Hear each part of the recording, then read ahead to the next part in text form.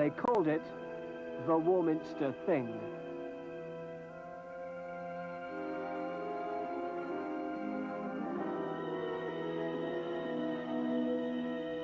I saw this thing go over, what they call the thing, you know, and it was exactly like a railway carriage, you know, lit up. It started up overhead there, and I saw it and watched it right out of sight, right over the hills.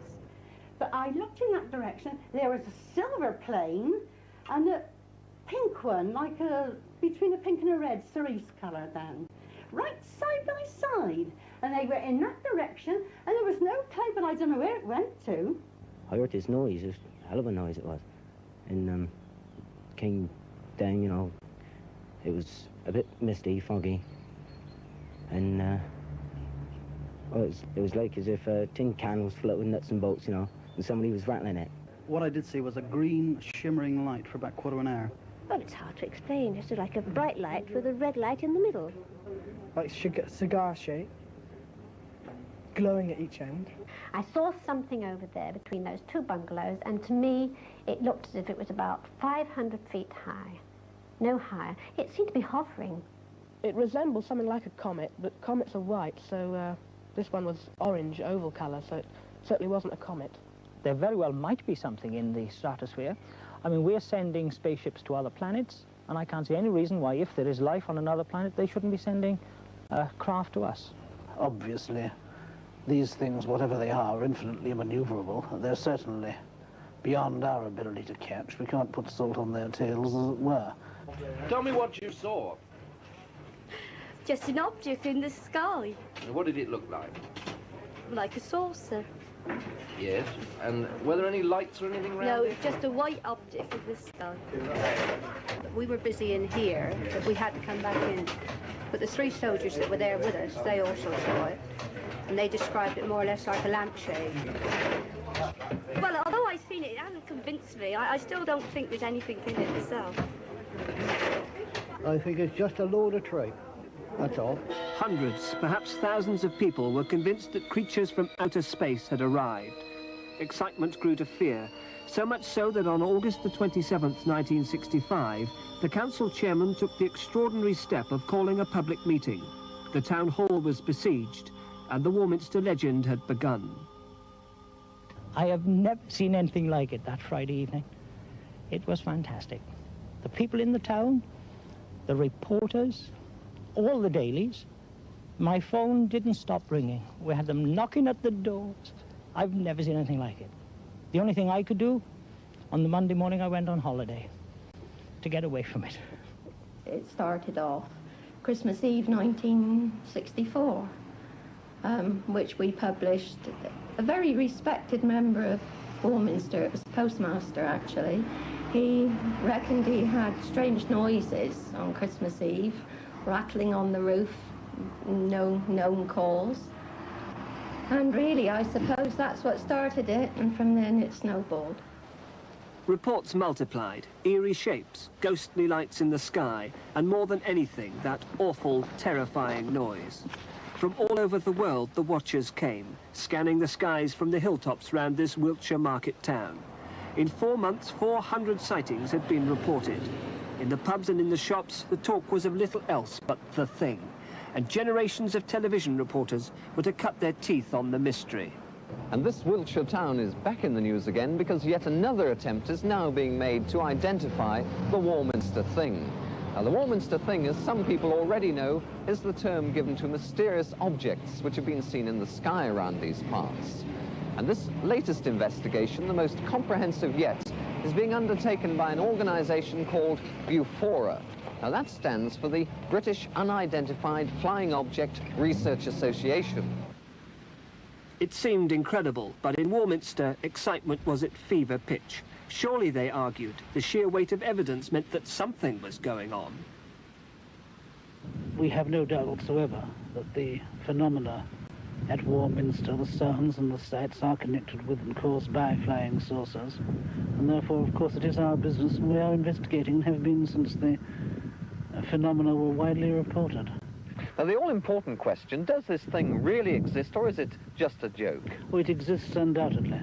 We have a very wide range of testimonies from people of all walks of life attesting to that fact. The sights and sounds around here leave no doubt that what we're dealing with is a flying saucer, or it's flying saucers. And of course, the existence of those is, I think, unquestionable. Would you say that we face any danger from these flying saucers? I would say it can't be ruled out. So far, of course, there have been no overt acts of hostility which can definitely be established to be such. There are some disturbing incidents, but of course it's possible that another interpretation ought to be put upon these things. I don't think we need to be afraid to go to bed tonight, but one never knows, of course, in the long run. But, real or imagined, Warminster was in ferment. Indeed it was. Activity was centred on the two great hills outside the town. Reports, seemingly reliable, spoke of whole flocks of pigeons struck dead in mid-flight. Soil samples from key areas turned up the remains of moles and mice, their bodies riddled with tiny holes. It was the greatest story the little Warminster Journal ever had. It had all begun quietly enough at Christmas. Tucked away beneath their New Year calendar was a report of a noise, unearthly and terrifying. Suddenly, the silence was broken by a crackling sound emanating from the Bell Hill direction. At first, she thought that it was simply a lorry unloading on the hill. But it passed over her head and became louder and louder. Letters began to arrive, more reports followed, but even then the story was almost hidden below the births, marriages and deaths, the farming reports and the adverts. That menacing vibrating noise has been heard again in Warminster. The shock waves of sound which can kill and maim birds and stun the senses of rational people. Finally, belatedly, it made the headline. And after that, and for the next 10 years or more, stories about creatures from other planets became part of the staple diet in the newspaper columns. Barely 2 days after the public meeting held in Warminster Town Hall to discuss and try to identify the thing, it has been seen by at least 5 people over the bank holiday period. Whether you believed it all or not, the stories of the experiences of the people of Warminster became ever more gripping. He was shaking in every limb when he staggered indoors. His family were most concerned, but it was some time before he told them of his peculiar experience on that walk through the darkness.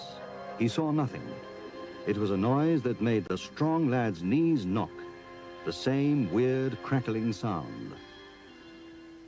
People were rushing here from all parts of the country who were interested in UFOs. We hadn't heard much about it until then, but we had a number of callers at the office wanting to know what was going on, and they were going up on the plane and spotting at night and staying up there all night. Well, by the time they'd been up there in the dark and looking at the sky, I think they saw a lot more than was really there. Obviously, some people really thought they saw something, but I'm sure that everybody who's been out and looked at the stars, by the time you've stood gazing at them for 10 minutes, they all appear to be moving about. But one photographer, Mr. Gordon Faulkner, had better luck. He managed to take a picture of a flying saucer that hit the British press in a big way and then went round the world. Mr. Faulkner, in fact, has done much to put Warminster on the flying saucer map. This is how he got his picture. I had a camera with me. I was taking it down to my sister who wanted to borrow it. And, well, as I say, I just had the camera with me. And pure luck, I just undid it and took a picture. The object was staying still all this time, was it, or was it moving? No, it was moving. But moving slowly? It was moving fairly fast. I wouldn't like to say how fast, but I couldn't say how fast. Now, some people have said that when they try to take a picture of one of these things, there's been some mysterious force or radiation that stopped the camera from working. Did you find this? It didn't stop my camera from working. Have you had people say that this picture is a fake? Of course I have, yes. I mean... What do you say to them when they say that? They're entitled to their own opinion. I know it's not a fake. And it doesn't really bother me what other people think.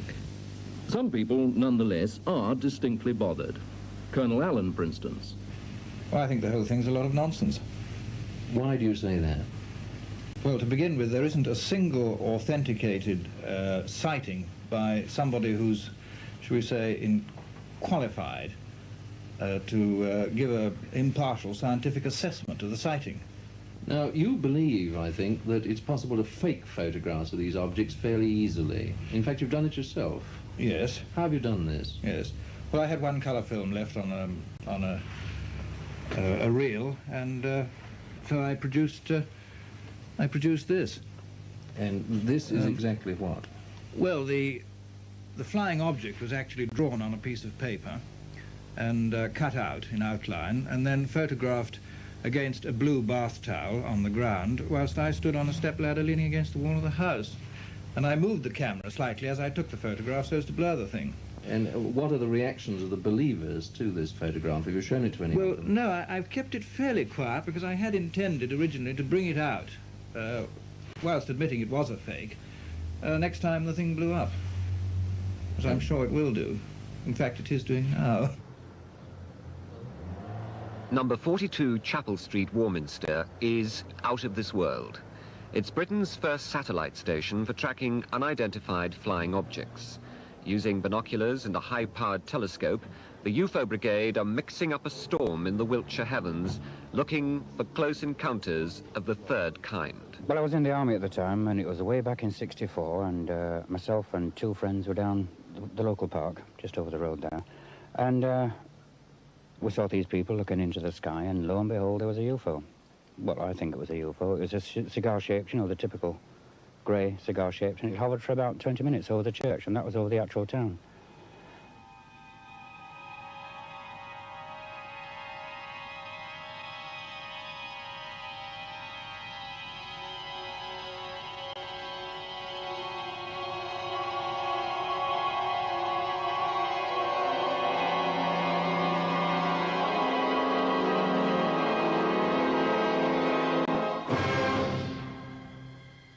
It's from this vantage point on Cradle Hill, high over Warminster, that the British UFO Society are hitching their wagon to a star, as real or imaginary as you care to believe.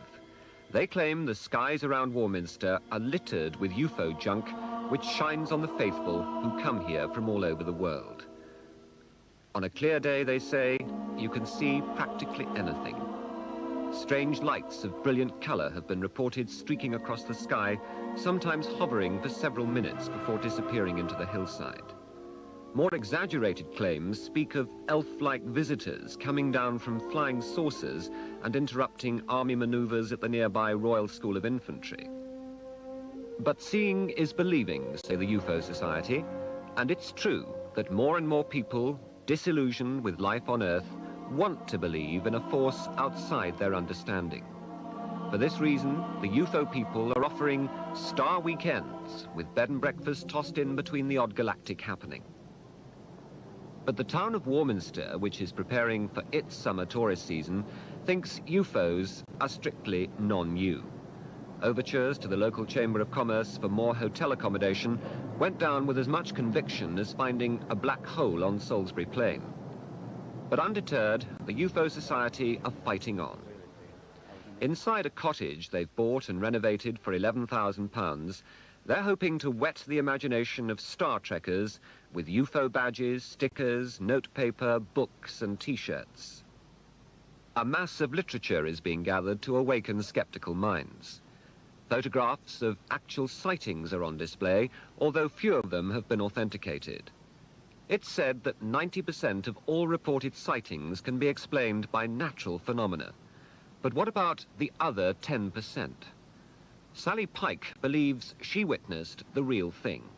The closest sighting I've ever had, I believe, was Star Hill at Warminster, and that was a really good one, you know. It was close up, or I should say about a quarter of a mile, I suppose, with a large orange globe floating across from the Stonehenge direction, right in front of about 12 of us, which, you know, who were present at the time. It was just twilight. And through binoculars, when you observed this, you could see the traditional dish shape with the sort of orange light flashing on the top, and it followed the contours of the hill at Star and came down, you know, fairly close at hand, and it sort of hovered. It was an actual beautiful shot, you know, like as if it had posed specially for us. And whilst everybody watched it, the light on the top changed from an orange to a white, and it seemed to spin, and it, you know, it's visible there for about, I think it was 2 minutes. The British UFO Society claim that people who come to Warminster in search of terrestrial phenomena feel a form of magnetic attraction which draws them here. That may be as high-flown as Martians eating mashed potato, but it certainly helps newspaper circulations. If Warminster is to become a happy holiday ground for star-struck earthlings, what's on offer? Ken Rogers, a UFO director, explains. Well, we can put you up for weekends or even weeks' holidays if you want to. There's a shortage of accommodation in the town, hotel-wise, and here people can come and skywatch at night, come in sort of in the early hours of the morning and so on. They can also come and during the daytime and study UFO literature, write, do research and so on. If I didn't see a UFO, would you give me my money back? Oh, we can't guarantee that you'll see a UFO. We can't guarantee that anybody will see anything inexplicable. But there's been so much evidence from just the local townspeople and from people from all over the country and many parts of the world who have come here and seen. And Warminster is the most likely place to come in any part of the country than anywhere else. And so it's up to the entire company of flying saucers, cigar-shaped objects, bright lights and supporting androids to get their little show lit up over the skies of Warminster this summer. The British UFO Society are hoping the force will be with them.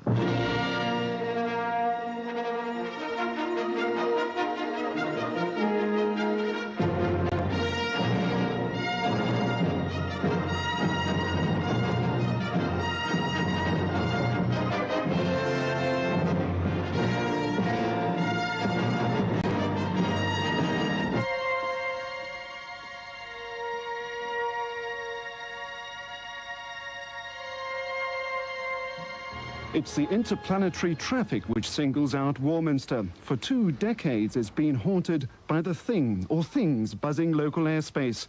This afternoon, it was just rain clouds. But there's nothing like a good anniversary exhibition, even if it is about the unexplained.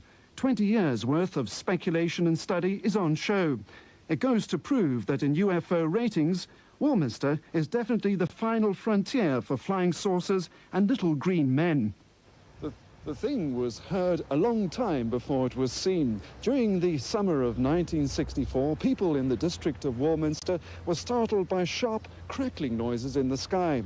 Then, during the summer of 1965, the thing was spotted.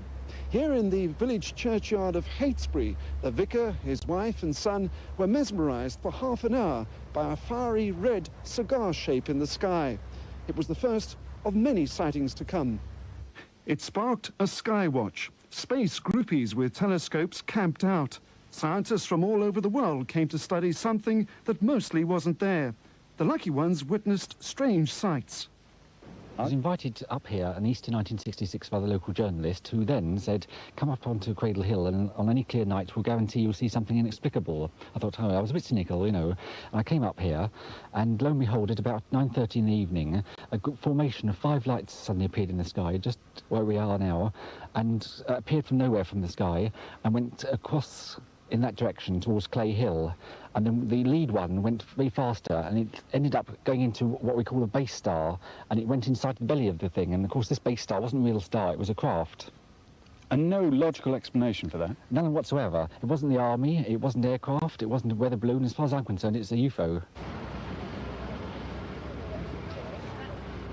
From all the books I've read, I would say that 99% chance that there are visitors that come here, and we don't know much about them. The Americans are very cagey about all these things, you know.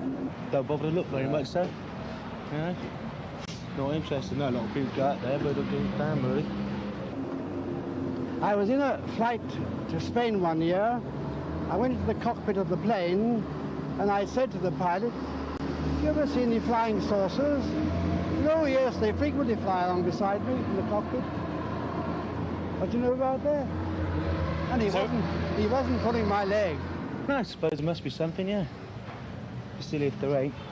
Big place, isn't it? A bit bigger than Warminster, so there's got to be something. Are you going to be on top of the hill tonight? I doubt it. You see, I'm 81 plus, and I don't do much wandering around at night like I might have done if I was your age. Well, it certainly changed the life of one man, the local newspaper reporter, Arthur Shuttlewood. Without reservation, he believed that someone or something was trying to make contact. A lot of people, when I've recapped on their stories, they've had that same sensation that they feel better, perhaps not physically, but mentally and spiritually particularly.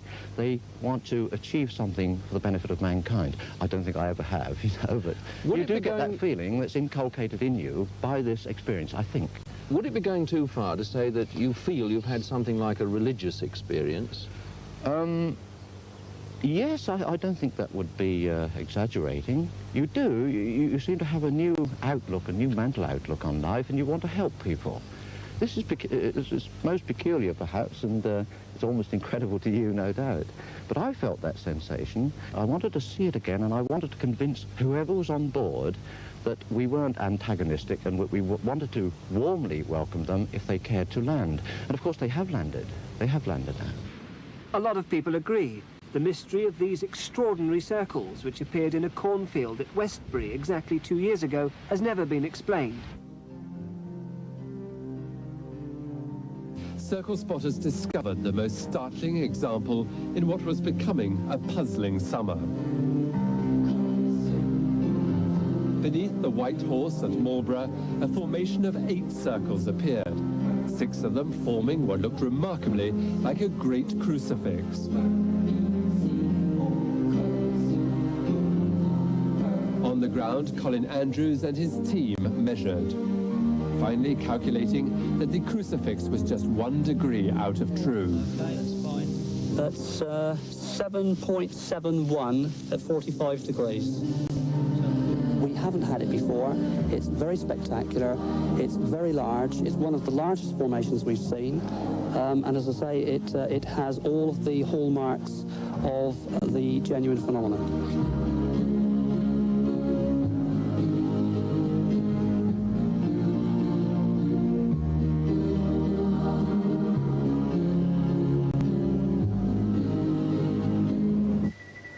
I think we are looking at a new form of energy.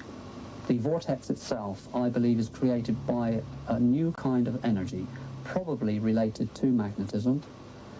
I think the magnetic field of the planet may well be being manipulated in an intelligent fashion.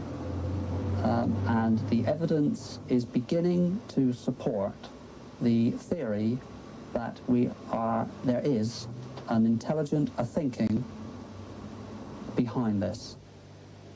Mr. Andrews claims to have been consulted by the government and the royal family about the circles. He says the circle phenomenon is building to a climax. Now he wants government money to fund further investigation.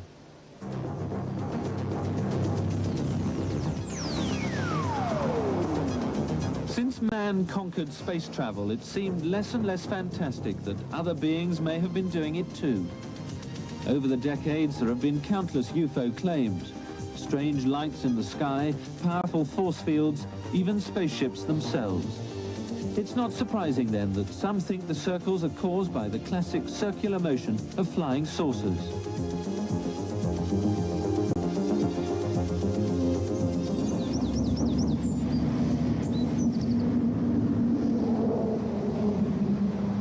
The aliens may have materialized in sleek craft at the speed of light, but it was in his three-wheeler that ufologist Ken Rogers came to Wiltshire last week on his favorite holiday. A few days UFO spotting in the Wessex Triangle. He's been convinced since he was 16 that intelligent beings from another world started human life on Earth, and they now return to monitor our progress. He's president of a UFO group called the Unexplained Society. But he has an explanation for the circles, that they're the marks left by alien spaceships. What you'd first see is a strange glow up in the sky. It would then come down, you may hear a strange sort of buzzing sound or high-pitched whine. Then it would hover and then gradually sort of, if you can imagine it, materialize into a saucer-shaped object, and then gradually come down, hover, then probes would come out of the sides and probe into the crop. Very few UFO sightings have actually shown a convincing link with the circles, but a Wiltshire couple reports seeing lights and feeling a strange force field when they walked into a circle near Silbury Hill. Basically, we had a very powerful experience whereby we found the place where this UFO or spaceship landed, and there was a strong energy there, which we could definitely feel. And when I was looking at Hannah, the whole sky went pitch black, which was, before that, a fiery sunset, and she became shining white light. I also saw the horizon, which was the beautiful sunset, turn pitch black, and Richard embodied in silver light. Also, I had a lot of heat going through my body and through my arms, and it was just an incredible experience. The skeptics say even if UFOs do exist, why would they leave such obvious marks in the Wiltshire corn? There's two schools of thought here. Either they left the calling cards, letting us know that they've been here, that they are watching us. Secondly, they probably are landing in other areas as well, and it's only we actually see them when they land in the fully grown crop fields. Even the UFO believers are divided. Some groups say there isn't any real evidence to link them with the circles. Many of the circles have been found on or near Salisbury Plain, the site of one of the Army's busiest training areas. The Ministry of Defence admits to having damaged crops with vehicles and even helicopter rotor blades in the past. But they point out when they leave their mark, it's not in neat circles.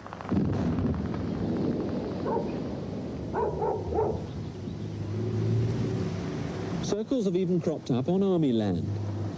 Today, their range control officer is visiting a tenant farm on the edge of the Imber Ranges. Hello, Bernard. Hello, Major. We've got some more circles out here. Yes. Hello, Major. Yes? 2 years running, Bernard Elliott and his wife have woken up one morning to find their barley has been flattened. Same as they were last year. That's right. You discovered this. This year, it's been one large circle and 4 satellites. So not spiky like it is now. No, it's obviously no. grown up since Right, then. that's it, yes. Right. What's the military doing in this area? As you know, might Bert, cause something like this. Well, we behave ourselves on your land, or we do our best to. I can't think of any military activity, and I've checked the range calendars, that could have caused this, either ground troops or vehicles or aircraft. I mean, it's really just a puzzle. If it isn't the Army, Mr. Elliott reckons it's either a hoax or an alien visitor. That space up there is that large, and if it's as big as people tell us it is, well, we can't be that naive to think that we're the only people in this universe. The Army has taken the problem so seriously, they've even used vehicles and helicopters to conduct their own experiments to confirm they're not responsible. But with the experimental airbase at nearby Boscombe Down, couldn't the circles be caused by secret radar or communication trials? I've been through the whole list of exercises and trials, and there's nothing that would possibly produce the sort of effect that we've seen today. But they wouldn't tell you about it anyway, would they? But I know before they come on here, they have to actually tell me what they're going to do. And I'm always at liberty to go and inspect and see what they're doing. And I've seen, or I'm aware, that the sort of equipment that have been trialled here would not produce that phenomenon. Even if the military is behind it, it seems highly unlikely they'd have kept it hidden for so long, even if they needed to. As for alien visitors, it still remains strange that no one's ever seen a spaceship making such obvious marks in our crops. The world's weather has fascinated and confounded man since time began. Although its mechanisms are now largely understood, it remains an untamed and sometimes mysterious force of immense power.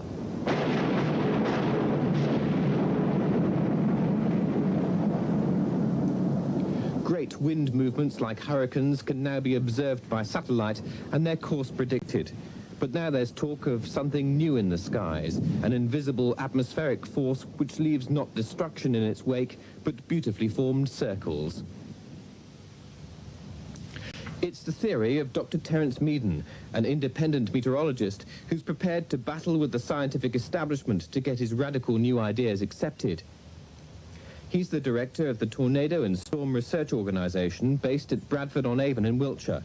He's been an advisor to the CEGB on the effects of tornadoes on nuclear installations. And he's convinced that it's a cousin of the tornado which is descending over southern England and causing the circles. But unlike this tornado, the mass of wind is stationary and electrically charged. Dr. Meaden maintains that the circles are created by a spinning ball of air sparking with electricity. It descends, pushing the corn down and leaving a spiralling pattern in its wake. Then it recedes or simply disappears into nothing. If he's right, he's discovered a new meteorological phenomenon which challenges preconceptions about the world around us. I see a way in which it's possible that vortices can be formed in the atmosphere by natural means. You can call that weather if you like. It is something natural in the atmosphere, I do believe. Dr. Meaden accounts for the number of circles in the West Country by the fact that we're looking harder for them. He also believes that the lie of the land creates favourable conditions for the vortices to be formed in the atmosphere. And he's worked out what it may be like to witness a circle forming. There would have been a tremendous rush of air at the stage, spiralling around, out from a centre there, and accompanied, I believe, with a humming noise, and if it happened by night, possibly accompanied by a light as well. But then we cannot tell whether this formed by day or by night. Pretty terrifying, actually, if you happened to be around at the time. What would have happened if you... Probably enough to knock you over. Dr. Meaden says it's a complex electrical effect from that wind which creates the smaller satellite rings. His theory is closely argued and has won the cautious backing of a few scientists, although most weather experts remain sceptical. Dr. Meaden says his research will be completed in 2 years. At the moment, it's the only scientific theory available.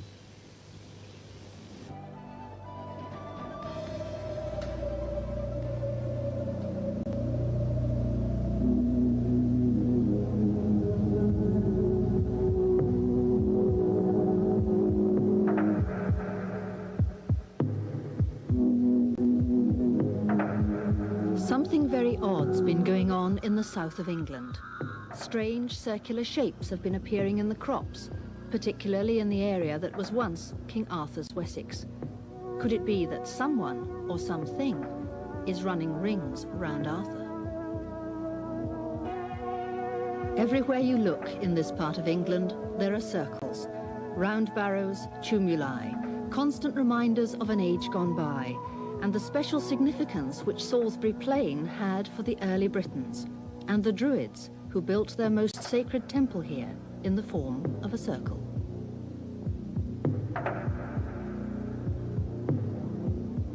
Crop circles have been found as far afield as Brazil and Japan, but here in the south of England they're being recorded at a rate of about 100 every year. There are those, however, who believe that a different form of airborne transportation is actually responsible for causing the circles. There's a lot of military activity in the area. Middle Wallop is the main base for naval helicopters. A few years ago, Colonel Greville Edgecombe was surprised to find the finger of suspicion being pointed at his pilots. A local farmer or landowner around here rang up and said, "What have you chaps been up to?" And I said, "What?" And he said, "My corn." And I said, "Let's have a look." Trundled over, and there are these extraordinary circles in his corn. And he was doing it light-heartedly, but quite clearly it wasn't our helicopter. Well, why was it quite clearly not your helicopters doing it? Well, when you see these, the corn is laid down in a spiral circle, and the edges all around the circle are absolutely untouched, absolutely sheer. Where the helicopter, the wind from the helicopter blows down and out, and the grass or the corn would be dished out in a saucer. A helicopter produces a wind downwards, and that is not going to make an absolute sheer cut. You couldn't possibly do it, because the helicopter would have to, even if it could make it into that spiral, would have to arrive in one spot and disappear again without even moving to get a perfect circle that you end up with. It's absolutely impossible.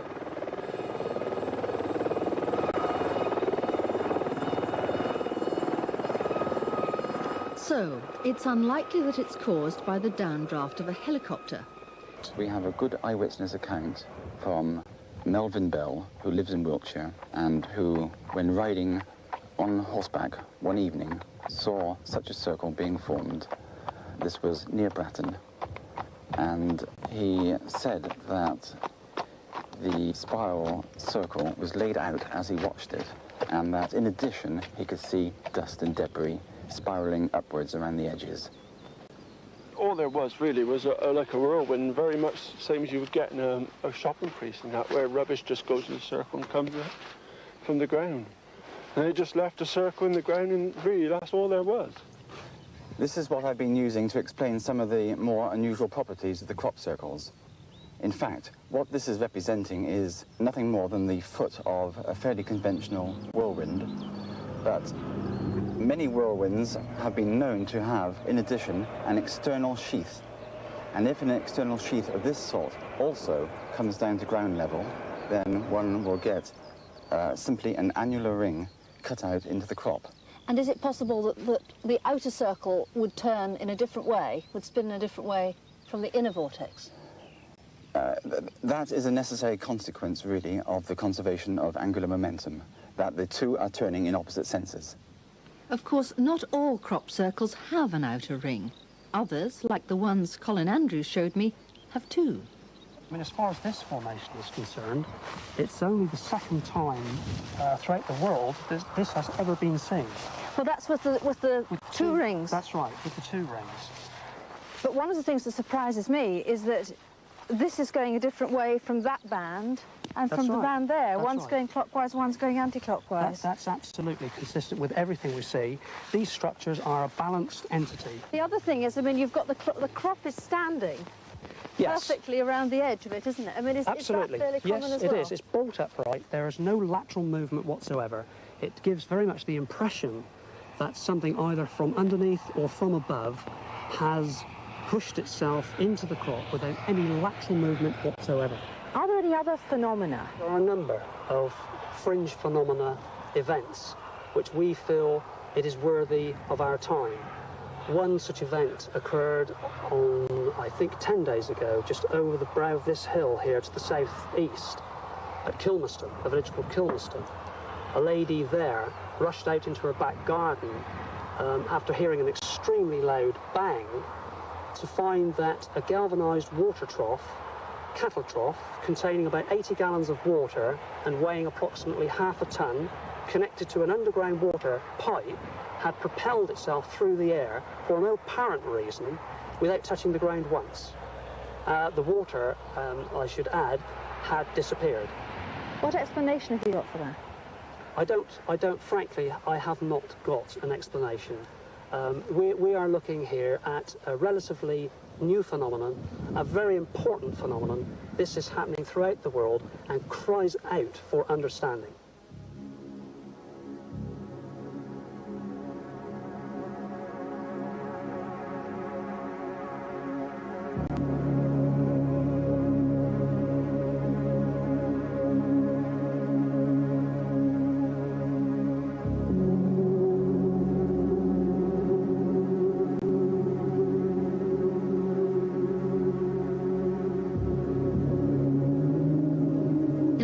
Light of dawn, a scientific explanation might seem the most plausible. But why are the circles here in ancient Wessex? Could it be that the answer is hidden in the mists of time? I think Stonehenge might well have a part to play in all this, particularly with regard to this country. We noted some time ago that the dimensions of these formations were consistent with the dimensions of the circles within Stonehenge itself. Not only that, but that some of the ley lines running through and to Stonehenge also, we feel, may well have a part to play in the location of these things. So, what secrets lie under the ancient burial mounds? How important are the ley lines? Are the magnetic fields? Or is it just an unhappy coincidence that brought the pilot of a Harrier jump jet into this area on the 22nd of October 1987? Shortly after takeoff, all radio contact with the plane was lost. It was found flying without a pilot over the southern tip of Ireland and later crashed into the Atlantic. The body of the pilot was later found not far from Stonehenge. Only yards away, in the same field, were 4 crop circles. I was there within an hour and a half of the report of the unfortunate pilot's body being found. What were your feelings when you visited the site? Well, clearly of sadness for the loss of the pilot, but frankly it sent a chill down my back, the fact that I had previously had an inner feeling when I heard about the accident of the aircraft, not knowing even where it was, or where it had actually taken place. I just literally had an inner feeling that there might well be some association with our phenomenon, and it turned out to be absolutely precisely so. I can't account for that. And what about the UFO that Pat and Jack Collins reported seeing one night on Stockbridge Down? As we came over the brow of the hill behind you, then... You said to me, didn't you? Cool, look quick at that. Yes. There was this circle with lights all around the edge and would appear to have been spokes which were also lit. I saw this enormous big thing. It was like sort of looking at a great wheel at a fairground. It looked that size. Like Jack said, it was lit up the whole way round, and the spoke with the clear, like electric light bulb lights, and the like spokes of the wheels of this wheel, and they were all lit up as well, and it was standing up on end. By the sound of it, Steven Spielberg was pretty close to the mark when he made Close Encounters of the Third Kind.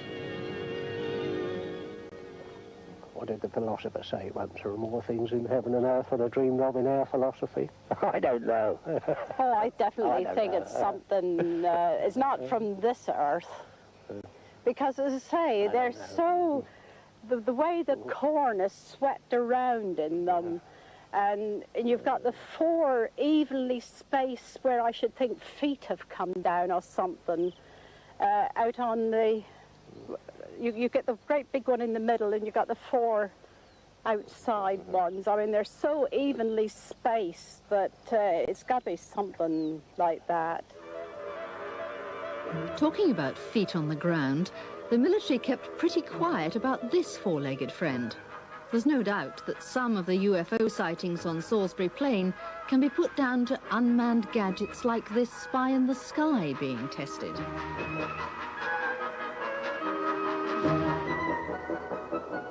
Astronomer and country parson, the Reverend Inge, had until recently a parish near Salisbury Plain. Mr. Inge told us how he deals with people who believe these things come from outer space. 2 ladies wrote to me from an address in Bristol, and they said they were walking on a hill, a high hill outside Warminster, and suddenly, without any warning from a wood nearby, 2 of the strangest little flying machines they'd ever seen suddenly shot up into the air with a terrific noise, flames and smoke, and they disappeared right up. Away they went over the horizon. And they were so astonished that they thought they must be seeing things. They didn't like to mention it. And they did take the trouble to sit down and write about this. And in that connection, I want to say what they saw, I'm sure, is what has already been shown on film at the BBC, a film that came from the United States, of these one-man helicopters that are jet-propelled as well. You have the rotor over your head, and the man has it strapped on his back.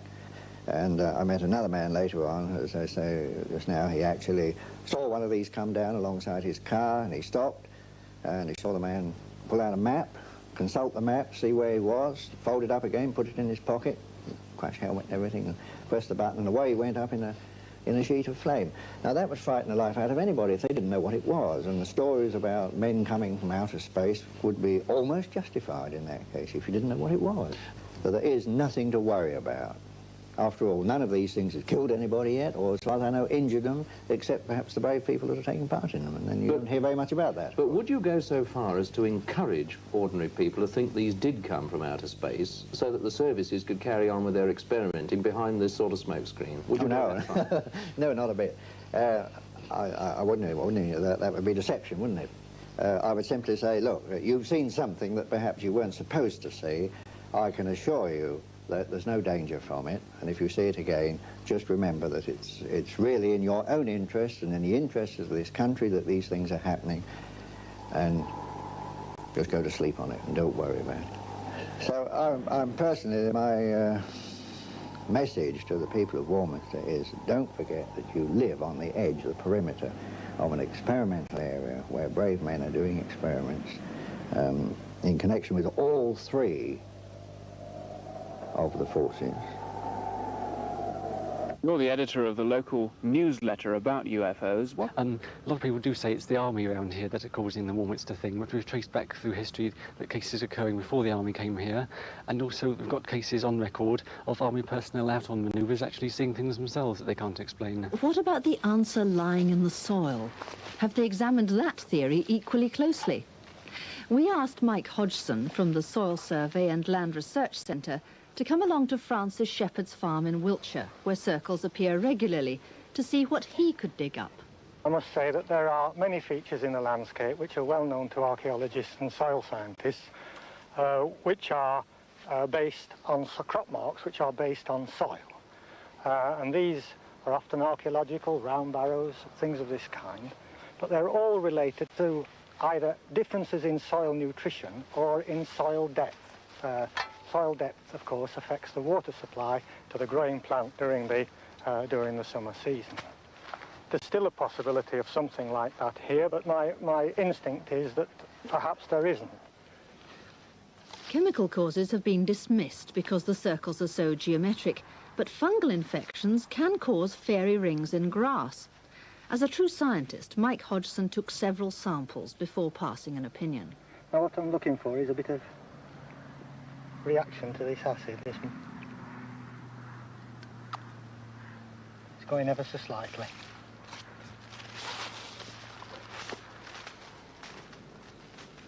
What do you think causes these crop circles? This particular crop circle, I remain agnostic. Certainly not little green men. I would always, being a soilsman myself, I would always look for a terrestrial cause for this. And I'd like to stress it's very often, even if it's a fungal disease, the fungal disease could be related to soil. Francis Shepherd doesn't believe a word of it. History of this field is that my family's owned it for about 4 generations, since the late 20s.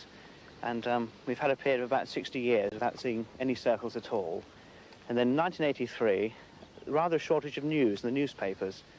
And a Daily Express reporter reported seeing a circle here early one morning from the top of the hill behind you there. And I've got a view that perhaps he might have made the circle for a story, because next day there was a 3-page article in the Daily Express, which is a heck of a lot of lines in a national newspaper about crop circles. OK, why do you think it's a hoax? Well, because if we look into the centre over there, you'll see that that ground has been trampled down much more than on the edge, because I reckon a group of people have linked arms, walked round in a circle. The person on the edge has travelled fastest than the chap in the centre who stood on the spot. Therefore, he's stood the corn down more in the centre. You can clearly see this. Also, I reckon it was done at night time because the people didn't want to be spotted, because I'd be on their backs if they were caught. And after dark, probably a few pints of the local 6X inside them, they've lurched rather into the corn because the line is not sharp, but there's little marks where people have drunkenly swaggered out of line. We put Francis Shepherd's theory to the test. Right then, Matty, I'll go in first then. Yeah, stick to the tram lines.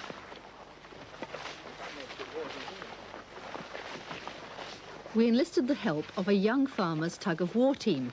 Would it be possible, we wondered, to create a crop circle without leaving any trace of human involvement? They looked surprisingly practiced as they made their way down the track left by the sprayers to the spot that we'd chosen.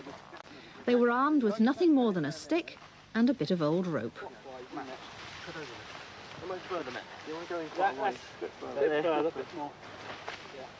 All right, let's keep this tight. Ready? Yep. Tight, Matt. Keep it tight. Go on, Andy. 400, this isn't bad. Might as well go around the road. You can climb that now, do you? Fill in behind me, fill in. Fill in first. You might have footwork to spell it round. I'm doing about 3 times the width of Phil. And he's got size 11s on as well. I've heard this actually,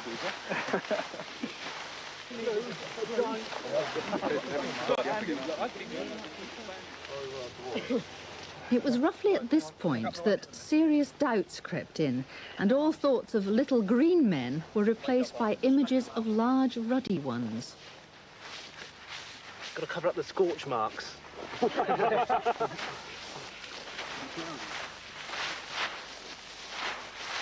you see the paper tomorrow? Another one. Needs a few final touches done to it, sort of the manicure of the circle. Yes. Well, what are you going to do to manicure it then? Well, we sort of comb it, spread the wheat out on the ground, even it up, make it look a lot of spaceships. You do look as though you've done it before. Well, yeah, that I no Rent comment. a circle. Yeah. Seriously, have you done it before?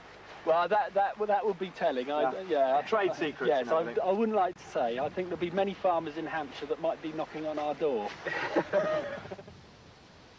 Messrs. Taylor and Andrews, however, took it all in their stride and went about examining the hoax circle just as meticulously as they do the real thing. See, Busty, inside here, you've got, you see this 2-inch, 3-inch gap between the lie of the plant and the surrounding wall. This gap here, this is something we would never find, because of course this is a concentric flow as opposed to the genuine phenomena. It's in fact, in many respects, it's too perfect. It is too perfectly circular as opposed to the elliptical shape as well. You can see that this is absolutely circular. I mean, it's very neat and it's very well done, but it very clearly is a hoax. Yeah.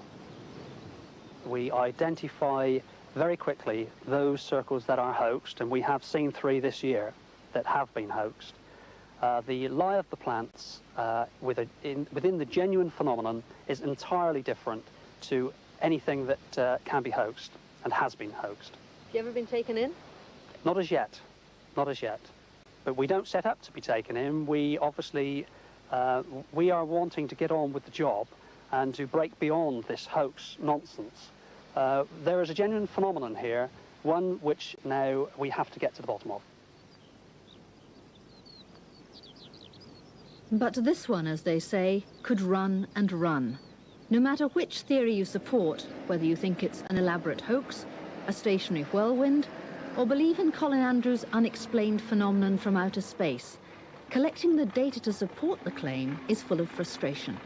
It's a race against time, and just when you think you might be getting there, someone always comes along and destroys the evidence.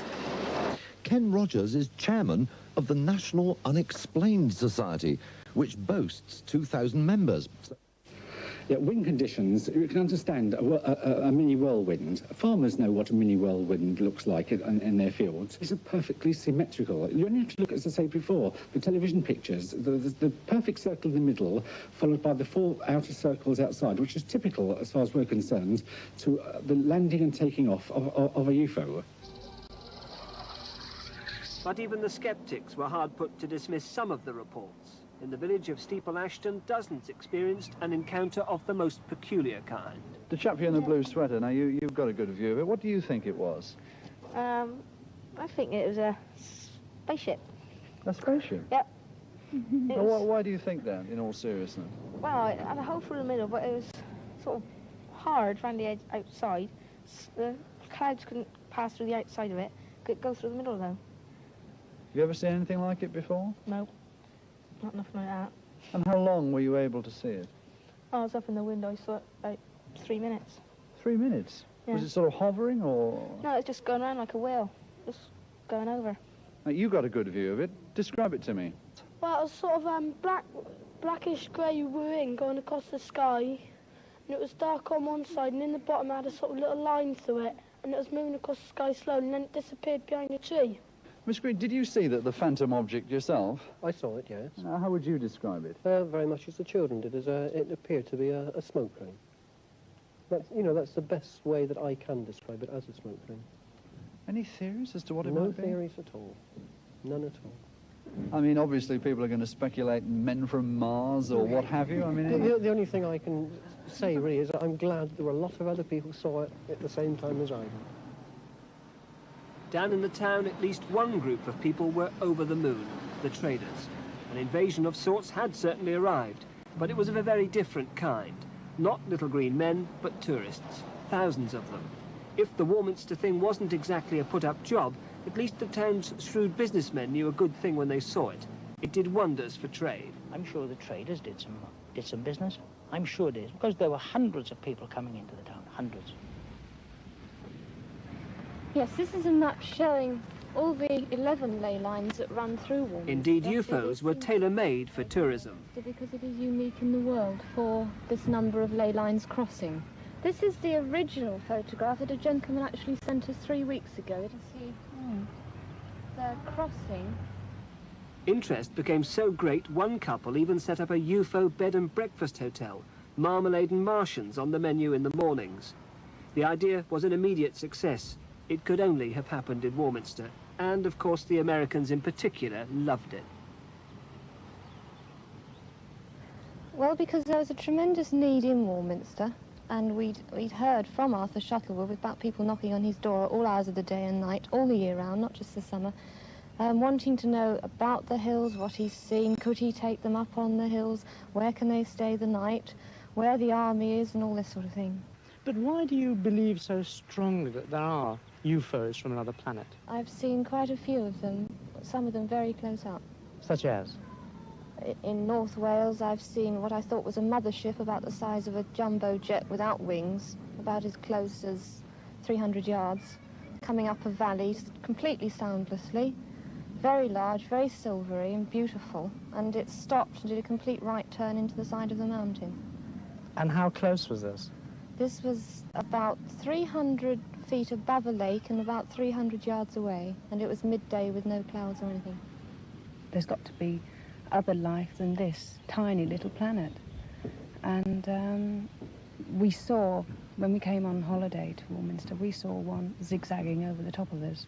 It had a sort of bow wave in front of it, and that was convincing enough.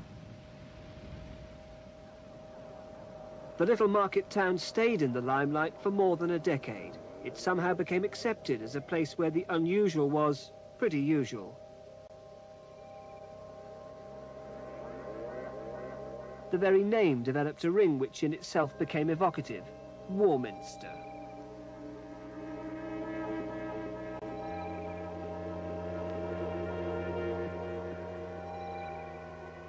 But why here? It's true the town stands on the edge of Salisbury Plain, a mysterious enough place at the best of times. Shuttleworth had his own theory. Well, we've often pondered why, but it could be that it lies on the direct aerial route between Glastonbury, a place of mystery as you know, to our west, and Stonehenge to our east. On that direct aerial line is where the majority of UFOs travel.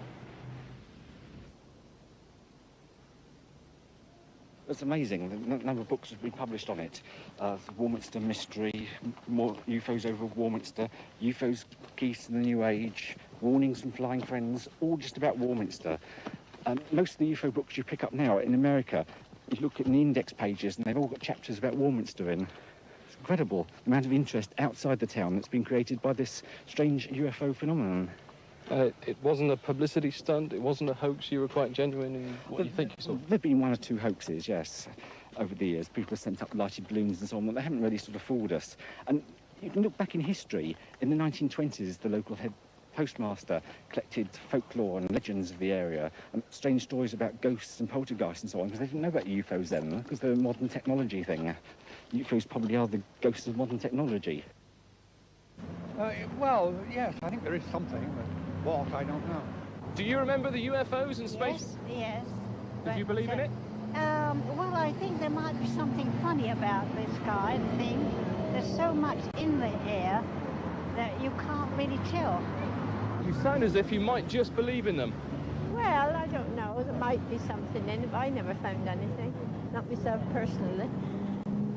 So you don't really think they came from outer space? Oh, no, no, not yet. I think they might later on, but not yet. Are they going to come back one day? Well, history shows that possibly that they did come back in the 60s, because, as I say, in the 1920s there was a strange phenomenon, and in a book called The History of Warminster, written 115 years ago, there's a whole chapter about phenomena in the town, so it may well be a recurring thing. It's just that it happened in a time when we were into spaceships, travelling to the moon and so on, that we've used this UFO label. We've termed them as spaceships because we're living in the space age. It's possibly a phenomenon that's part of this town, and always has been, that reoccurs, and depending on the time scale, like once it was called angels and demons and things falling out of the sky, and now we term them as flying saucers. It must have been about 8 years, probably more. We're going towards Westbury to pick my son up, from Warminster, to pick my son coming on a train. I had my other son with me, and it was pelting down with rain, and we saw this thing coming across the sky like a cigar that had been reported, and we didn't believe anything probably till the next day, and it was reported in the press that something was sighted on the way from Bradford-on-Avon towards Frome, and this was right in the flight. So I mean, what could you think of it? Well, it was just a cost of living going up quicker or something, you know. There's nothing we could decide on, but people really do believe there is something. We have sent voyagers into space. Why can't other people be sending them to us? Now, on that basis, I think there could very well be something.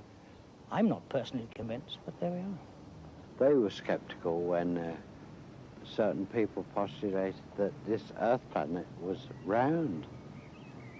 They were proved wrong. The evidence shows, the weight of evidence, there's files and files of it, that something definitely strange happened in this town. A few people, 2 or 3, have come to me, or approached me, but not in any sense of worry. I have had one man who came to ask me what I thought of the thing, theologically. My answer to him was that whether or not the thing was a real thing, it did not seem to me to be relevant to the end of the judgment, nor that it had any religious significance. Did you feel inclined to pooh-pooh what he was saying, or did you take it dead seriously? I took it seriously in the sense that he himself was dead serious, and to that extent I had respect for what he said. But this attitude is one which I find personally very difficult to cotton on to, because I don't think that, speaking theologically, that God works in these ways. Whenever I come to Warminster now, I'm always reminded of an American television film about a little town in the States where the people were perfectly normal by day, but come the night, they became zombies, taken over by aliens from outer space. Well, Warminster folk certainly look as if they're controlling their own lives. UFOs take the vari-coloured shapes of glowing spheres, luminous pear drops, ovular jewels that range from blood-red rubies to winking diamonds of flashing lights, from lustrous daytime pearls of shimmering surface to fiery emeralds that decorate the nocturnal heavens with fluorescent brilliance. Wow! But people were seeing or hearing strange things. Nigel suddenly said, there's a light up in the sky. He rushed out to get his little telescope. So we all had a glance, and sure enough there was a shining object. Well, having investigated this phenomenon for the past 3 or 4 years, my principal conclusion is that it is due to an object coming into our atmosphere from outer space. It was like a cigar, like a big cigar just going up along the sky. You sure of that? Well, I got 2 daughters, and I swear on their lives. It would seem that E.T. or whoever else was involved has gone home. There are those who are convinced it was the military, testing devices on Salisbury Plain, just a hand grenade's throw from Cradle Hill. This is how one writer described the UFOs. Seen through a telescope at night, a hovering spacecraft is a glorious firefly of radiating colour changes, pulsating from centre to outward edges in a continuous stream of patterns, white, amber, green and red. Well, cynics like me might say just like the flashing lights of a military helicopter. Ah, well, all part of Warminster's history. Or is it?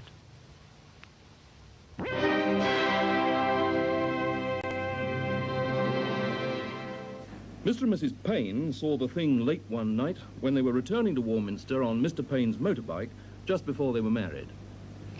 Well, we saw these massive sort of discs appear from a clump of trees. And I said to he was my boyfriend then, good heavens, what on earth is that? And of course the bike had broken down, you see.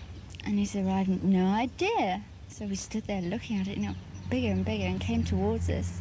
It was absolutely just struck dumb. We didn't know what it was. A few miles outside Warminster is the Elizabethan mansion of Longleat. Nigel Mingay, the son of Lord Weymouth's butler, describes the thing as it came his way. Well, I was out one night, and a friend who I know, who lives just across the road, he said he'd seen it. Well, I didn't believe him, but he told me to come out, so I went out with him, and we walked around for about half an hour, and then we were sort of looking around the sky the whole time, hoping to see it. But we were just on the verge of coming in when we saw it, and it went right across the horizon. Yes, where did it go exactly? Well, if I can show you just out here, it appeared from behind this tree and went right over the sky and disappeared just before it got to that tree. And what did you feel like when you saw it? Well, I was surprised, not shocked, but I always had an open mind about it. But now I believe in it. How many other Warminster people believe in it? Or perhaps we ought to say, how many Warminster people are willing to confess that they believe in it? So far as we could judge, there seem to be believers, disbelievers, and don't knows in about equal proportions. And quite a number of people in each category appear to be more than a little worried about the whole business. The story ricocheted round the world, for example, after the first big sighting of the aerial cigar, which was to the south there. And that was by the vicar and his family of Heytesbury, 17 young people at Warminster, the hospital physiotherapist, Miss Long, the Horlocks, who described 2 flaming red pokers, which is rather graphic, of course, but I could see what they meant. Having seen the thing myself now, I think I can see what they meant by that description. Now, would you tell us exactly what you did see? Well, I saw, this will always be indelible on my mind, because it was 3:42 p.m. on the last Tuesday, that's September the 28th, the last Tuesday in September. And I was going upstairs. We live in rather a high-up flat over Monumental Masons. They call us Death Row, incidentally, because we have the hospital, doctors, undertaker, and then we're the Monumental Masons next door. But apart from that macabre observation, I went upstairs and I was completing a story for a magazine which is coming out in April on a woman lion tamer who can also tame all sorts of jungle cats in the same cage. Mary Chipperfield, you've probably heard of her. And I went up for my notes, but my attention was arrested by this huge cigar shape in the sky. Now, had I normally been walking underneath that, I'm sure it would have assumed the proportions of nothing but a dense white cloud. But from the angle of vision that I had from the top of our house, I could see a peculiar hump, a yellow or an amber burnished protrusion from the top. And I'd never seen anything like this in all my life. And it was 9 months after this thing started. And I honestly don't think I've been conditioned to all that extent. Although I've lived in the centre or the vortex of this mystery, let's face it, it is a mystery.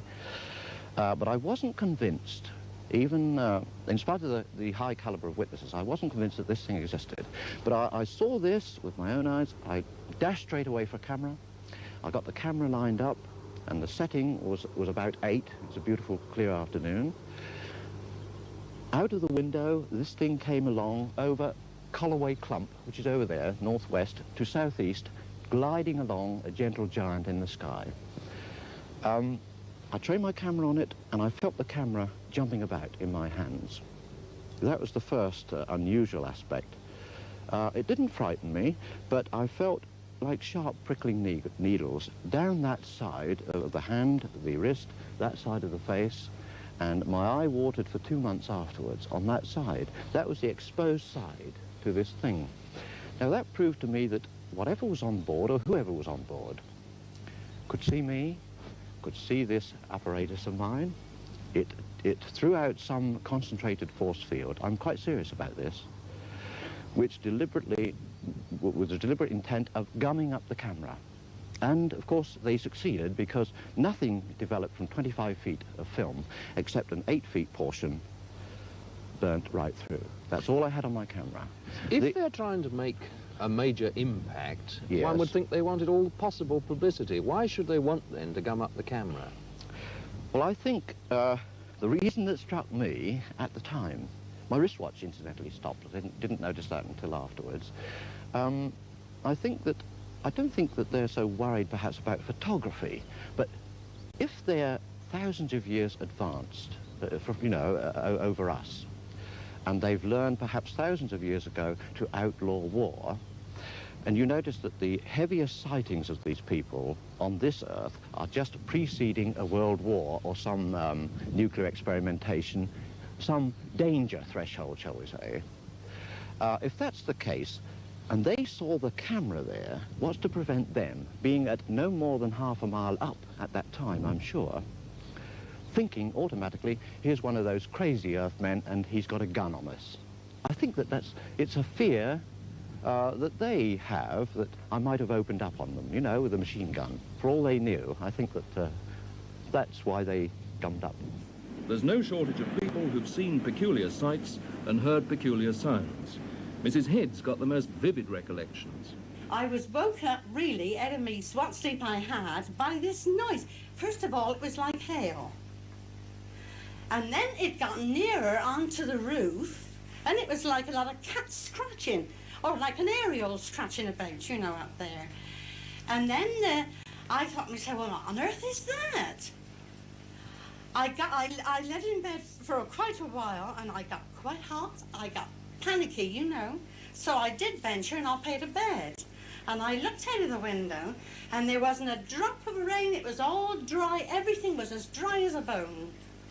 But after that went over, I heard a whimpering noise, and like someone going, that was the noise it was. And I thought, whatever is it? And I sat on the side of the bed, of course, Jean's in with me, and she said, whatever's the matter with you? I said, do you hear that noise? She said, no, nothing, don't wake me up. She went to sleep again.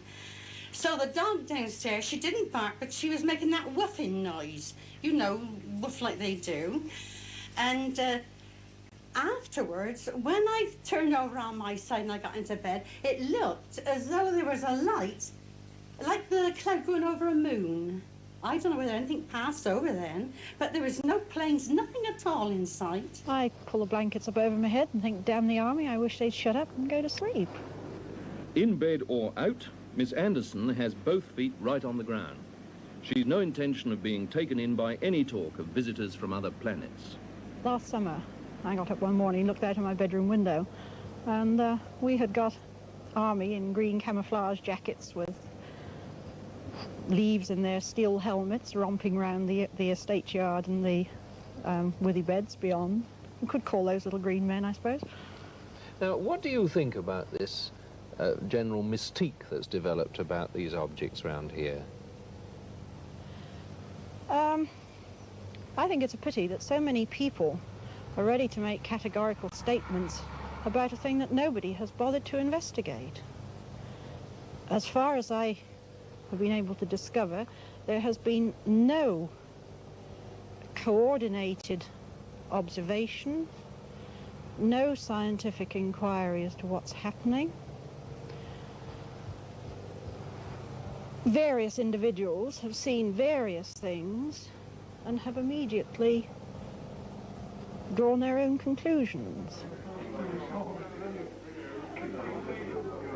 Well, if there's anything going on in brackets kind of thing, I'd like to know what it is. If there's any nice little men about, spares, sort of from Venus, Mars, anywhere, have them come here by all means. I mean, we'd like to know them. And if it's giving people something to talk about, will bring trade to the town, fair enough, go on with the whole thing. So we continued to watch it for a while, and then it started this very erratic movement again. So I said, is it a star? And he said, no, it isn't.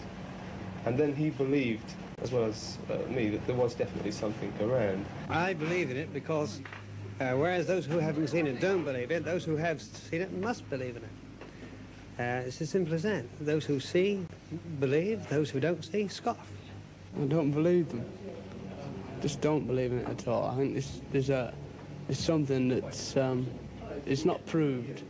I just don't believe they exist until they are actually proven as a thing, you know. I mean, they can show photos, but I think there's something to explain it all. But this is a fact. I have seen it.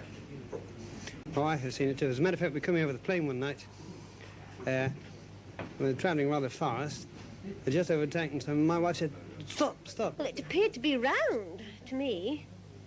But my husband was driving rather fast and he wouldn't stop to have a look at it. And then when we got home, she explained to me this is the thing she had seen herself before and she wanted me to stop and see it. But I myself have only seen the movement of it from terrific distance at terrific speed. That's all I can tell you. And I firmly believe in it. It doesn't bother me. I'm a Christian. I don't care about it at all. Have you seen anything else since? Yes, I have seen it once, I think a few months later, as I was looking out of one of my back windows. It was above the trees, and then it was swaying. Did it look the same? Yes, it did. It had the red light as well as the previous one. What sort of shape did it have? Well, it's round. You know, I can describe it. You can't really describe it. Just between those two bungalows, over there, I saw this thing, and it was very bright white, but it was sort of dome-shaped, you know, like a saucer. Mrs. Atwill, a pilot's wife, had a most moving experience, after which she'll never feel quite the same again. The noise woke me. Tell me about the droning noise. They were like sound waves. Never heard anything like it before. Never. Loud? Oh, terribly loud. That's why I can't understand why my neighbours didn't hear it. Because I'm not a light sleep. I sleep soundly. But none of your neighbours heard No. this? Even my little boy was fast asleep. I went in to see him. I was too frightened, really, to think. I shall never forget it. It was about here in this direction. I live over that way. And it'd be about 500 feet high, I should think. Very bright and very white. And obviously metallic. I didn't see any lights on it. But it was the noise which frightened me.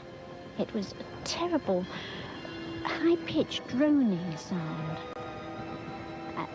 I just don't know how to describe it, because I've never heard anything quite like it before. John, what sort of things have you seen in the past? Well, since I've been here, it's 1969, I've seen a lot of things from this area here, Cradle Hill. Mainly orange pulsating objects. A couple of years ago, when the spasm started, I've seen things coming over here from the north here and from the east here. Quite good objects, very low, pulsating orange globes of light. Definitely not aircraft.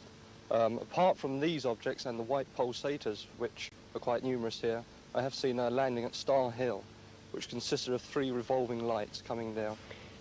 Yes, on August the 27th, 1969, I saw 2 points of light in South Wales coming this direction. I'm not wholly convinced that they were UFOs. They were merely points of light, but they zigzagged and they did appear, from maps, they appeared to be coming towards Warminster.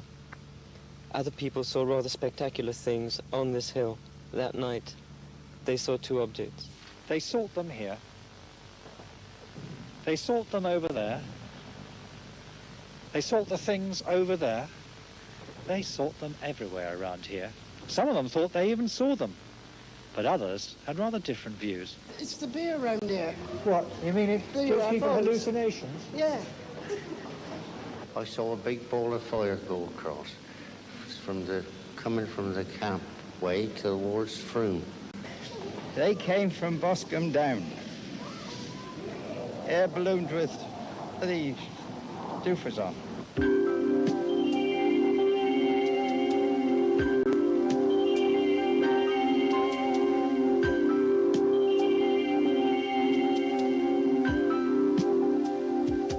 A public meeting chaired by the then council leader, Emlyn Rees. Pandemonium. There were hundreds of people there. It was scheduled to start at 7:30. I had a message about 6:15 saying I ought to do something about it and get down to the town hall because people couldn't get in. And I had great difficulty myself at about 7:15 to get into the meeting. It was going in very well, in full swing, and the post office brought in this telegram. Investigations completed. Invasion fears unjustified. Carry on, Emlyn. Signed, Doctor Who. Of course, this was quite a relief at that time, and of course everybody burst into fits of laughter. I had an innumerable amount of letters. A lot from the United Kingdom, but a vast number from America, and quite sensible letters. And I replied to them all, and I've had quite a lot of correspondence in the intermediate years. I've had nothing in the last 5 or 6. It's died its natural death. Warminster Society did spawn the British UFO Society, tenaciously scanning the heavens today. Back in town, traffic still flows, earthly mortals still shop, but the cash registers do miss those heydays. I keep an open mind. Why Warminster? Your guess is as good as mine, but let's have another one soon. So, whether some people saw the thing or not, the traders of Warminster would certainly like it back soon. Please, before the army shoot it down.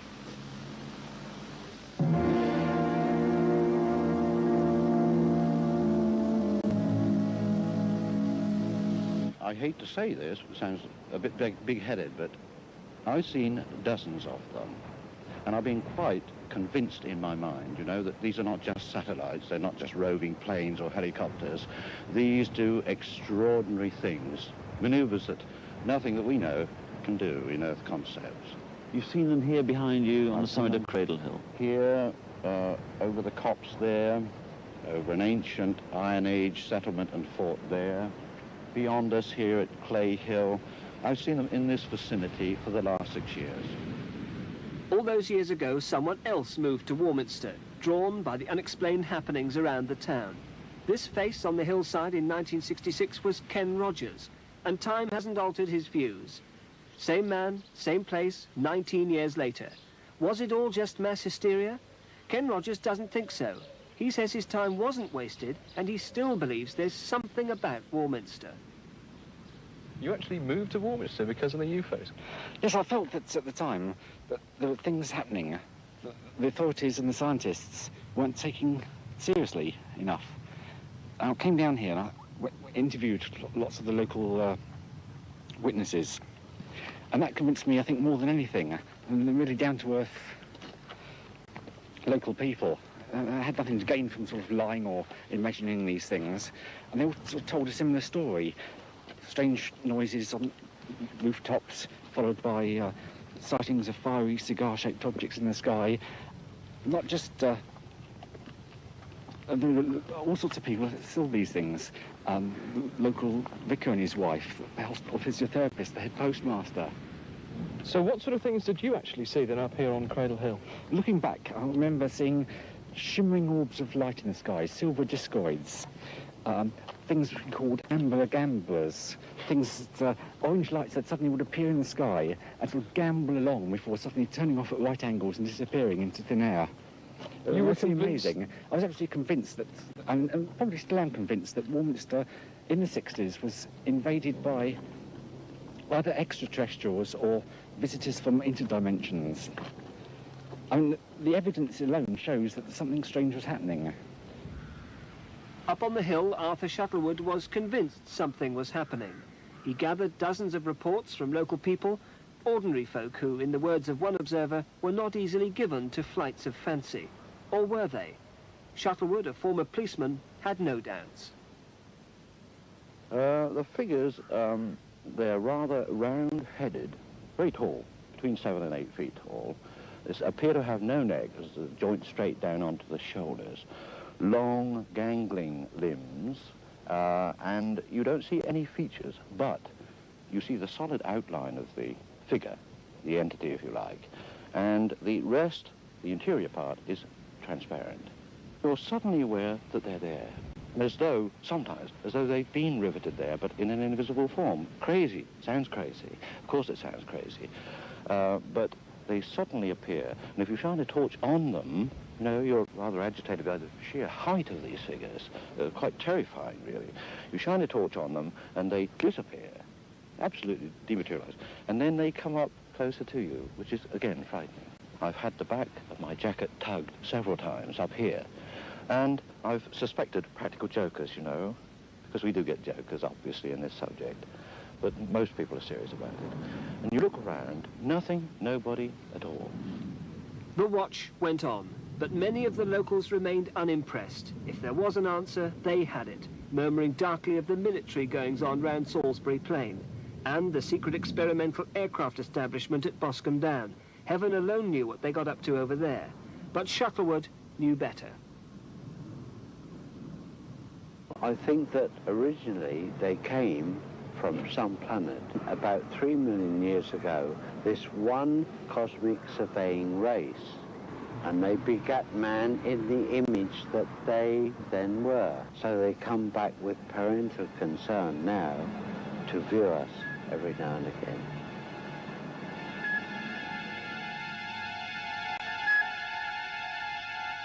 But not everyone felt comfortable with Warminster's new reputation. If you were a Warminster person and you went away anywhere, and someone said to you, where do you come from? And you said Warminster, they expected you to have horns and look green. We did, personally, I did get quite a lot of leg pulling when I met people away from Warminster. They just didn't believe what was going on, and they thought it was all a great joke. The majority of people I met while I was away. But there were a lot of very sensible people. It wasn't just nuts or cranks who saw these things, was it? Oh, no, no. I think they definitely saw things. What they were, I wouldn't know. And that's what the investigation is then and now, I suppose, UFOs. The trouble with this area is you get army helicopters. We've invented this very basic UFO detector. And what it is we have it pointing, it's like a compass. We have it pointing at magnetic north. And it's connected to a buzzer. And then set it up on sky watches, switch it on, and then should a UFO come over emitting any electromagnetic frequencies, the compass needle will get affected and it'll set off an alarm, giving us some indication that something may be in the area, and we look up and hopefully may see something. They seem to come over from over there, you know. They come over and they sort of go in different sort of shapes and stuff, come over different colours and stuff like that.